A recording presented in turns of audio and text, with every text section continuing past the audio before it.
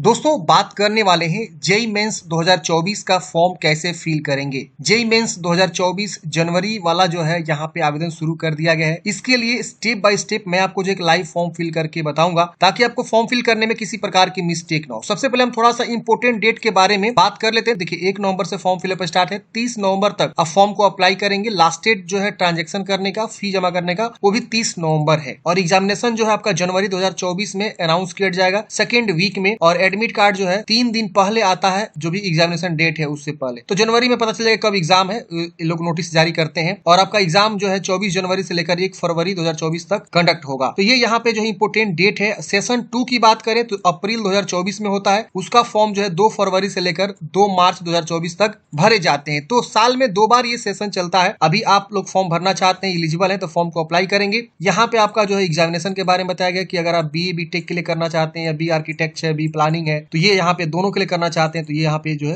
दिया गया है। एप्लीकेशन फी वगैरह भी सब चीज यहाँ पे दे दिया गया। आप यहाँ पे चेक कर लेंगे एक बार, तो आप चेक कर लेंगे। आइए जानते हैं कैसे फॉर्म को भरना है। तो इसका मैं डायरेक्ट लिंक आपको डिस्क्रिप्शन बॉक्स में दे दिया हूँ, या dshelpingforever.com की वेबसाइट से जाके भी आप यहाँ पे आ सकते हैं। यहाँ पे आपको देखिए लॉगिन का ऑप्शन है। सबसे पहले आपको रजिस्ट्रेशन करना होगा। अगर आप इससे पहले भी फॉर्म भरे तो कोई दिक्कत नहीं, आपको एक नया रजिस्ट्रेशन भी करना होगा। जैसे मान लीजिए पिछले साल आपने फॉर्म भरा, नहीं हुआ तो आप नया रजिस्ट्रेशन करिए, नया फॉर्म भरिए, नया एग्जाम दीजिए, तो ऐसा होता है। तो यहाँ पे न्यू रजिस्ट्रेशन पे क्लिक करेंगे। जैसा आप इस पे क्लिक करेंगे यहाँ से भी इन्फॉर्मेशन डाउनलोड करने का ऑप्शन है। यहाँ पे भी सारी जानकारी दी हुई है, जो भी इंस्ट्रक्शन है पढ़ेंगे, यहाँ डिक्लेयर करेंगे, यहाँ पे प्रोसीड करेंगे। अब यहाँ पे आपको कई सारे ऑप्शन देखने को मिलते हैं। यहाँ पे आपको चुनाव करना है सही से। लॉगिन एंड आइडेंटिफिकेशन में आपको चुनाव करना है क्या, तो देखिए यहाँ पे पहला ऑप्शन है कि आपके पास डिजी लॉकर अकाउंट है और आप उस डिजी लॉकर के थ्रू जो है आप आगे फॉर्म भरना चाहते हैं। तो पहला ऑप्शन आप चुनाव करके यहाँ पे login and identified through DigiLocker पे क्लिक करेंगे ना, तो अपने डिजी लॉकर का ID पासवर्ड डिटेल्स डालेंगे तो वहां से डाटा ऑटोमेटिक फैच हो जाएगा। दूसरा ऑप्शन है कि आपके पास डिजी लॉकर नहीं है और आप जो है दूसरे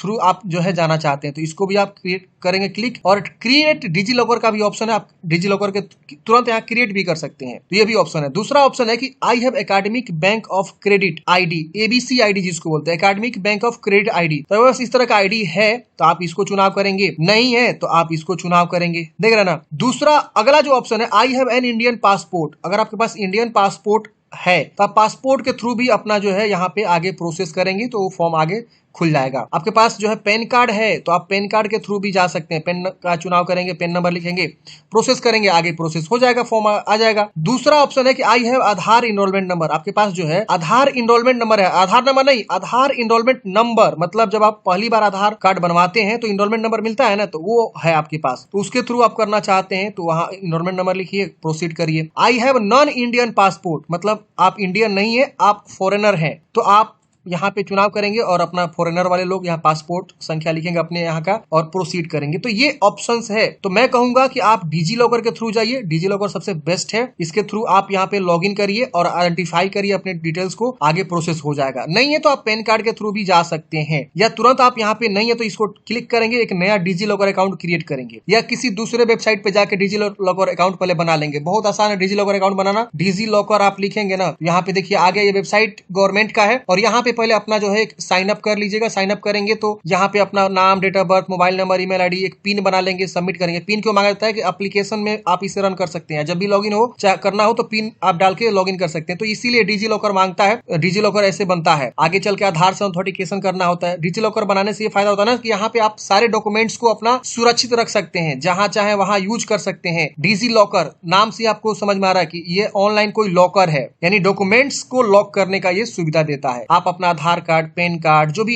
CBSE का मार्कशीट, 10वीं का मार्कशीट, किसी बोर्ड का मार्कशीट हो, सीटेट का एग्जाम देते हैं उसका मार्कशीट, आधार, मतलब सारा डॉक्यूमेंट्स आप यहाँ पे जो है रख सकते हैं। ये यहाँ पे सुविधा है आपके पास। तो आई होप आप लोग समझे होंगे। तो इस तरह से आप जो है चुनाव करेंगे और यहाँ पे आगे बढ़ेंगे। तो हम यहाँ पे एक आगे बढ़ जाते हैं। अब यहाँ पे अगले स्टेप में ऑथेंटिकेशन पूछ रहा है एग्जाम सेंटर के बारे में। तो अगर आप जो है अपना आधार शेयर करना चाहते हैं एग्जाम सेंटर को, तो आप इसको टिक करके और आधार संख्या लिख के प्रोसीड करेंगे। आपके पास आधार नहीं है, उस पर कुछ अलग है, तो आप यहाँ पे ये भी ऑप्शन दिया हुआ है कि I have Aadhaar but I don't want to authenticate नहीं करना चाहते हैं। I don't have Aadhaar, I wish to authenticate myself, मतलब other valid through other valid, other जो है गवर्नमेंट ID, तो आप तीसरा वाला ऑप्शन को चुनाव करेंगे। आप यहाँ पढ़ेंगे तो समझ में आएगा क्योंकि हिंदी इंग्लिश दोनों में लिखा हुआ है। तो आप एक बार अच्छे से पढ़ेंगे, जो भी मैंने पीछे वाला जो दिखाया उसको भी आप अच्छे से पढ़ेंगे ना, तो समझ में आ जाएगा कि आपको किसके थ्रू करना है। समझ हम यहाँ पे जो है विश करना चाहते हैं कि मैं आधार के थ्रू जो है आगे रजिस्ट्रेशन करूं, तो आप आधार नंबर यहाँ लिख के प्रोसीड कर सकते हैं, तो आप यहाँ पे दे सकते हैं। नहीं है तो आप तीसरा वाला ऑप्शन चुनाव करेंगे और यहाँ पे एक आईडी प्रूफ चुनाव करेंगे, फिर उस संख्या को लिख के और यहाँ पे प्रोसीड कर सकते हैं। तो आपके ऊपर डिपेंड करता है कि आप क्या देना चाहते हैं और किसके थ्रू प्रोसीड करना चाहते हैं, अपनी डाटा को ऑथेंटिकेट करना चाहते हैं। प्रोसीड करते हैं फ्रेंड्स। यहाँ पे अब आपको जो है अभ्यर्थी का नाम, अपना नाम लिखेंगे,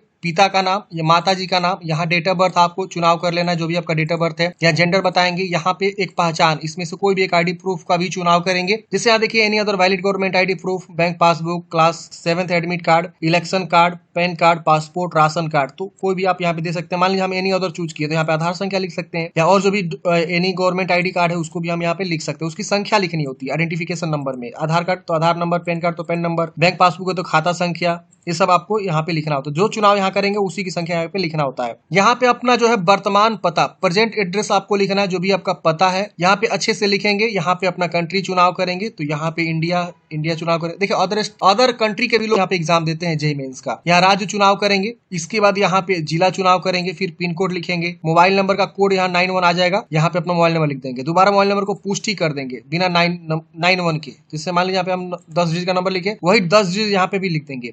फिर यहाँ पे ईमेल आईडी, फिर दोबारा उस ईमेल आईडी को कंफर्म कर देना है, मतलब 2 बार लिख देना है। फिर यहाँ पे परमानेंट एड्रेस पूछ रहा है। अगर आपका जो एक कोरेस्पोंडेंस एड्रेस है, जो आपका प्रेजेंट एड्रेस है, उससे में स्थायी पता है तो इसको टिक करेंगे, सेम कॉपी हो जाएगा। अलग है तो अलग अलग भी आप लिख सकते हैं। और एड्रेस जो लिखना होता है फ्रेंड्स, यहाँ पे जो अच्छे से लिखना होता है, यहाँ पे जो प्रीमिसेस नंबर नेम है यानी पता, यहाँ पे अपना विलेज, पोस्ट, थाना सब यहीं पे लिख देंगे आप। फिर स्थानीय लोकेलिटी भी होता बता देंगे, सब लोकेलिटी है वो बता देंगे, ऑप्शनल है, देना चाहते दीजिए, छोड़ भी सकते हैं। फिर यहाँ पे आपको नीचे आना, एक पासवर्ड आपको क्रिएट करने। पासवर्ड जो है 8 से 13 कैरेक्टर के बीच लॉन्ग होना चाहिए, और उसी पासवर्ड को यहाँ कंफर्म कर देंगे। यहाँ पे एक सिक्योरिटी पिन का चॉइस करेंगे, जो भी आप देना चाहते हैं सिक्योरिटी पिन, उस पिन को यहाँ लिख देंगे। फिर इस कैप्चा कोड को भर के सबमिट करेंगे। सबमिट करते हैं फ्रेंड्स। यहाँ पे आपकी जानकारी शो होता है कि आप एक बार अच्छे से वेरीफाई करिए। अगर इसमें कुछ भी गलती है तो आप यहाँ एडिट करिए, नहीं गलती है तो इन सबको टिक करिए कि आपका सारा जानकारी यहाँ पे सही है, जो भी आपने यहाँ पे दिया हुआ है। इन सबको टिक करना है, और टिक करने के बाद यहाँ एग्री करना है, यहाँ सबमिट एंड सेंड ओटीपी पे क्लिक करना है। अगर गलती है तो एडिट करिएगा, नहीं गलती है तो यहाँ सबमिट एंड सेंड ओटीपी पे क्लिक करेंगे। पूछ रहा आर यू मतलब आप भेजना चाहते हैं, यस करेंगे। यस करते आपके मोबाइल पे ओटीपी जाता है या ईमेल पे ओटीपी जाएगा। देखिए ओटीपी सेंड योर ईमेल पे भेजा गया, ईमेल वाला ओटीपी यहाँ लिखेंगे, वेरीफाई करेंगे। ओटीपी वेरीफाई करते ही आपका यहाँ पे देखिए एप्लीकेशन जो बोला गया कि आपका जो है सेंड कर दिया आपका ईमेल आईडी पे, आपका अकाउंट वेरीफाई भी हो गया है। अब आप जो अपने मेल आईडी को चेक करेंगे, उसमें एप्लीकेशन नंबर ये सब भेज दिया गया, आपको ओके कर देना है। अब आपको जो है एप्लीकेशन नंबर यहाँ लिखना है, पासवर्ड जो आपने बनाया था वो लिखना है, फिर इस कैप्चा कोड को भरना है और लॉगिन करना है। तो हमने पहला स्टेप कंप्लीट किया, रजिस्ट्रेशन कैसे करना है। अब हम यहाँ पे लॉगिन करेंगे।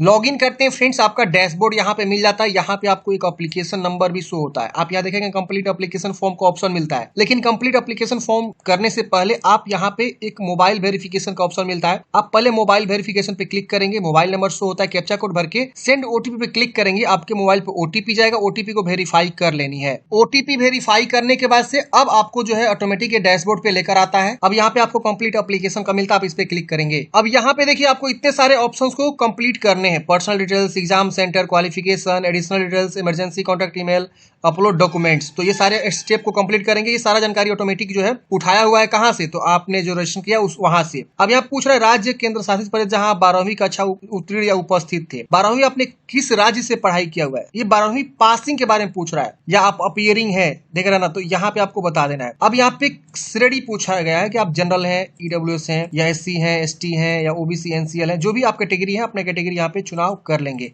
तो अपने अकॉर्डिंग कैटेगरी का चुनाव कर लीजिएगा। क्या आप एक पीडब्ल्यूडी यानी विकलांग पर्सन है, disabled person, yes 40% and more, या लेस देन 40%, या नहीं तो आप अपने अकॉर्डिंग बना। क्या आप मधुमेह या डायबिटिक हैं, शुगर के मरीज हैं तो हाँ करेंगे, नहीं तो नो करेंगे। इसके बाद यहाँ पूछ रहा है निवास की जगह, आप किस जो है निवास रहते हैं, रूरल के अर्बन, मतलब ग्रामीण या शहरी, अपने अकॉर्डिंग बता देंगे। पारिवारिक आय कितना है आपको, 1 लाख या 1 लाख से 2 लाख, 2 लाख से 3 लाख, जो भी इसमें स्लैब बना हुआ है अपने अकॉर्डिंग देख लेंगे। तैयारी का तरीका, किस बेस पे आप तैयारी कर रहे हैं, सेल्फ स्टडी या ट्यूटोरियल क्लास इन स्कूल्स या other online coaching, individual tuition या कोरेस्पोंडेंस कोर्सेज, तो अपने अकॉर्डिंग यहाँ पे बता देंगे जो भी जिसके थ्रू आप तैयारी कर रहे हैं। योग्यता परीक्षा में स्कूल शिक्षा का माध्यम, मीडियम ऑफ स्कूलिंग, आप जो किस माध्यम में 12वीं पढ़ रहे हैं, पढ़ाई कर चुके हैं तो अपने अकॉर्डिंग यहाँ पे हिंदी में या अंग्रेजी में जो भी आपने किया हुआ है वो बता देंगे। फिर इस कैप्चा कोड को भर के यहाँ एग्री करेंगे और सेव एंड नेक्स्ट करेंगे। सेव एंड नेक्स्ट करते ही यहाँ पे अब आपको जो है परीक्षा का विवरण देना है, प्रश्न पत्र का माध्यम, इंग्लिश में एग्जाम देंगे कि हिंदी में या उर्दू में, अपने अकॉर्डिंग चॉइस करेंगे। इसके बाद यहाँ पे आवेदन किसके लिए कर रहे हैं, बी टेक के लिए या बी आर्किटेक्ट या बी प्लानिंग के लिए, तो अपने अकॉर्डिंग यहाँ पे टिक कर सकते हैं। आप चाहे तो यहाँ पे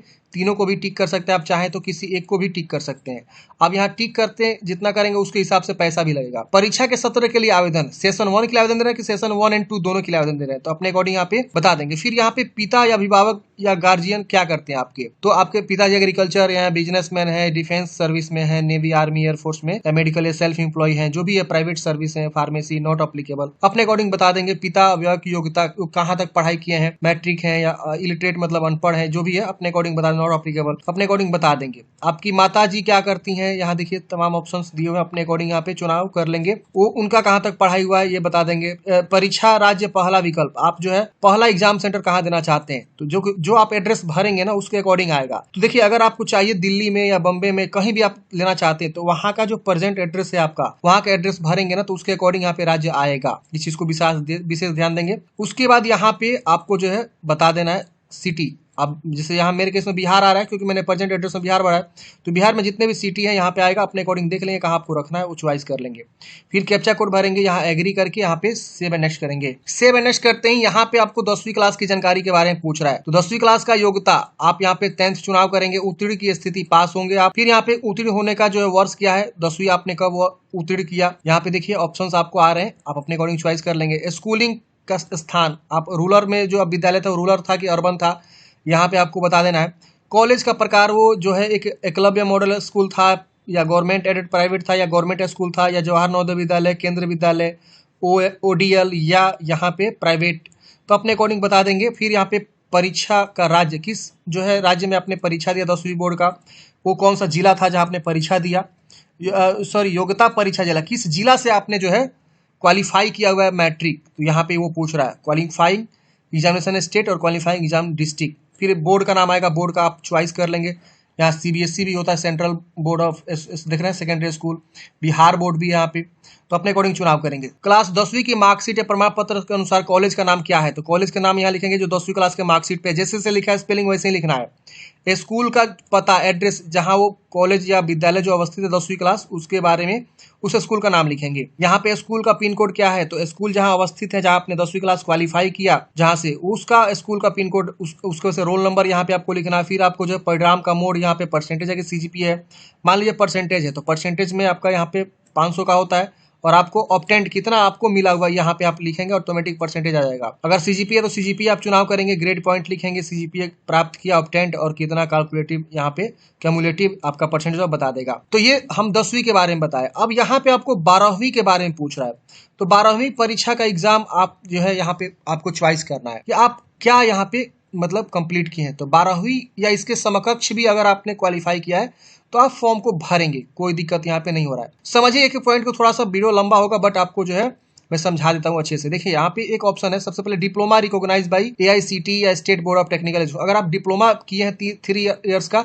तो पहला ऑप्शन चूज करेंगे। एनी पब्लिक स्कूल या board university examination in India यानी foreign country recognise as a equivalent to 10+2 system. अगर वैसा विद्यालय या बोर्ड जहां से आपने पढ़ाई किया हुआ है 10+2 सिस्टम के माध्यम से वहां पे पढ़ाई हुआ है, वो बोर्ड भी हो सकता है, स्कूल भी हो सकता है, यूनिवर्सिटी भी हो सकता है, या एनी फॉरेन कंट्री का भी विद्यालय हो सकता है। Candidates who have completed the 12th, अगर कोई 12th कंप्लीट किया है या equivalent examination outside India, India से बाहर वो अवस्थित है, तो आप ये तीसरा ऑप्शन चूज करेंगे। Final examination of the 2 year course joint service wing, joint service wing में जो आपने 2 साल का कोर्स जो है होता है वो आपने कंप्लीट कर लिया, फाइनल एग्जामिनेशन कर लिया 2 साल वाला, NDA के द्वारा जो होता है, तो वो भी आप चॉइस कर सकते हैं। जनरल सर्टिफिकेट GCC है, यहाँ पे देखिए जो लंदन, कैम्ब्रिज या श्रीलंका से जो होता है वो भी लोग फॉर्म भर सकते हैं। High school certificate examination in the Cambridge university, ये भी यहाँ पे ऑप्शन दिया हुआ है, तो ये लोग भी यहाँ पे फॉर्म भर सकते हैं। Higher secondary certificate vocational examination से आपने इंटर किया तो भर सकते हैं। इंटरमीडिएट या 2 years pre university examination, pre university examination होता है, वो भी आप यहाँ पे कर सकते हैं। Senior school examination conducted by the national institute of यानी NIOS से जो होता है, ओपन जिसको बोलते हैं, उसका है। The final examination of the 10+2 system conducted by the recognised central state board such as central board secondary यानी CBSE से कोई पढ़ा हुआ है, तो यहाँ पे देखिए CBSE central board of secondary education new Delhi council of the India school. तो अगर कोई सीबीएसई 10+2 सिस्टम से पढ़ा है तो सीबीएसई के लिए लास्ट वाला ऑप्शन है। बाकी यहाँ पे ये वाला ऑप्शन आ जाएगा जो भी मतलब जनरल में आते हैं, समझ रहे ना, ये वाला। अब बाकी डिप्लोमा हमने सब चीज आपको बता ही दिया। अब उत्तीर्ण का, आप उत्तीर्ण की पास है तो पास यूज करेंगे कब, कौन से वर्ष, 22 में कि 23 में कि 24 में आप पास हुए तो अपने अकॉर्डिंग बताएगा। अगर आप अपीयरिंग है सपोज तो अपीयरिंग चुनाव करेंगे और यहाँ पे 2024 में आपको हर हाल में अपीयर होना पड़ेगा। और रूरल है कि अर्बन है, कॉलेज का प्रकार क्या है, परीक्षा किस राज्य से दिए हैं और किस राज्य में, वो डिस्ट्रिक्ट कौन सा है, बोर्ड का, स्कूल का नाम, फिर यहाँ पे कॉलेज का नाम, स्कूल का एड्रेस और स्कूल का पिन कोड बता देंगे। 12वीं का ही पूछ रहा है तो ये आपको बताना। अगर आप पास है तो पास चुनाव करेंगे, यहाँ पे परसेंटेज वगैरह भी आपको देना होगा, उसके अकॉर्डिंग यहाँ पे जानकारी आएगा। आप यहाँ पे देखेंगे तो आ जाएगा सारा जानकारी। देखिए यहाँ पे आ रहा है, देख रहे ना। तो आप यहाँ पे चुनाव करेंगे, अपने अकॉर्डिंग देख लेंगे, जिस भी विद्यालय से आपने पढ़ाई किया हुआ है वो आप यहाँ पे बताएंगे तो यहाँ पे ऑटोमेटिक वो सारे ऑप्शंस खुल के आएंगे। फिर इस कैप्चा कोड भरेंगे, एग्री करेंगे और सेव एंड नेक्स्ट करेंगे। सेव एंड नेक्स्ट करते ही अगले स्टेप में पूछ रहा है कि क्या आप जुड़वा भाई बहन जेईई मेन के लिए आवेदन कर रहे हैं। अगर आप बोथ जुड़वा भाई बहन है और दोनों लोग आवेदन कर रहे हैं तो आप यहाँ पे यस कर सकते हैं और उसका जो है डिटेल्स दे सकते हैं। अगर जुड़वा है तो, अब नहीं है तो नो कर देंगे। फिर इस कैप्चा कोड को भरेंगे। आई होप आप लोग समझेंगे जुड़वा किसको बोलते हैं। आप लोगों ने मूवी भी देखा होगा जुड़वा, तो आप लोग समझ पाए होंगे। अब यहाँ कैप्चा कोड भरेंगे, यहाँ पे सेव एंड नेक्स्ट करेंगे। अब अगले स्टेप में डाटा देखिए सेव हो गया। अब यहाँ पे माता पिता अभिभावक का इमरजेंसी कॉन्टेक्ट डिटेल्स आपको देना है। तो गार्जियन का यहाँ पे जो है मोबाइल नंबर और ईमेल आईडी देना है। अब यहाँ पे आप जो है इमरजेंसी में किसका नंबर देना चाहते हैं, भाई का भी दे सकते हैं, माता पिता का भी दे सकते हैं। अगर इंडिया कंट्री आएगा यहाँ पे उसका मोबाइल नंबर, गार्जियन का मोबाइल नंबर देना है, गार्जियन का ईमेल आईडी देना है। इस कैप्चा कोड को भर के यहाँ पे गेट ओटीपी क्लिक करेंगे, उस पर ओटीपी भी जाएगा, ओटीपी को वेरीफाई भी करना है, फिर आपको यहाँ पे सबमिट करना है। इमरजेंसी डिटेल्स भरने के बाद से अब आपको यहाँ पे फोटोग्राफ और सिग्नेचर अपलोड करना है। फोटोग्राफ का साइज जो है 10 से 200 KB के बीच होना चाहिए और हाल ही का रिसेंट क्लियर कट फोटोग्राफ आपको अपलोड करना है, साफ सुथरा, ताकि आपके चेहरा पहचान हो सके, समझ रहे ना। इसके वजह से सिग्नेचर यहाँ पे अपलोड करना है 4 से 30 KB के बीच। फाइल चूज करेंगे, अपलोड करेंगे, या व्यू हो जाएगा। तो इस तरह से आप क्या करेंगे, फोटो को चुनाव कर लेंगे। फोटो सिग्नेचर यहाँ पे चूज करने के बाद से इससे नेक्स्ट करेंगे। यहाँ पे आपका पेज प्रीव्यू आएगा, रिव्यू पेज, इसको बोलते हैं रिव्यू पेज। आप जानकारी को वेरीफाई करेंगे, जो भी आपने यहाँ पे जानकारी दिया सब चीज सही है कि नहीं है। अगर इसमें कुछ भी गलती है तो आप इसे सुधारेंगे, नहीं गलती है तो आप यहाँ फाइनल सबमिट करेंगे। गलती का देखिए सुधारने का बैक जाने का ऑप्शन है, बैक करके आप सुधार कर सकते हैं। नहीं गलती दिख रहा है आपको तो सीधा आप फाइनल सबमिट पे क्लिक करेंगे। आपको यहाँ पे जो है तीनों बॉक्स, यहाँ पे मतलब जितने बॉक्स दिखाई दे रहा है सबको टिक कर देना है, ठीक है, इस तरह से। फिर फाइनल सबमिट पे क्लिक करेंगे, आपका फॉर्म जो है फाइनल सबमिट हो जाएगा। ये देखिए एप्लीकेशन सबमिटेड सक्सेसफुली, ओके कर देंगे। ओके करने के बाद से आपको फी पेमेंट करना है। आपको पे नाउ का ऑप्शन मिलेगा, आप इस पे क्लिक करेंगे। अगेन इस यहाँ पे पे नाउ का ऑप्शन मिलेगा, इस पे क्लिक करेंगे। यहाँ पे 3 जो है पेमेंट गेटवे है, तो आप SBI, HDFC, ICICI किसी भी पेमेंट गेटवे को यूज करेंगे। तो मान लिया हमें SBI का चूज करते हैं, SBI हमने चुनाव किया। फिर यहाँ पे पे नाउ का ऑप्शन मिलेगा, इस पर हम क्लिक करेंगे। अब यहाँ पे हमारे पास नेट बैंकिंग है, कार्ड का ऑप्शन है, यूपीआई का, इसमें से कोई भी माध्यम से आप पेमेंट को जमा करेंगे और प्रिंट आउट निकाल के हार्ड कॉपी प्रिंट आउट जरूर अपने पास सुरक्षित रख लेंगे। तो इस प्रकार से फ्रेंड्स हमने डिस्कशन किया जेईई मेंस का जो है फॉर्म कैसे आपको फिल करना है 2024 सेशन जनवरी के लिए। आई होप आप लोग समझे होंगे। मिलते हैं किसी नेक्स्ट वीडियो में। जय हिंद। मन में कोई भी डाउट्स है, कमेंट है, आप कमेंट बॉक्स में पूछ सकते हैं।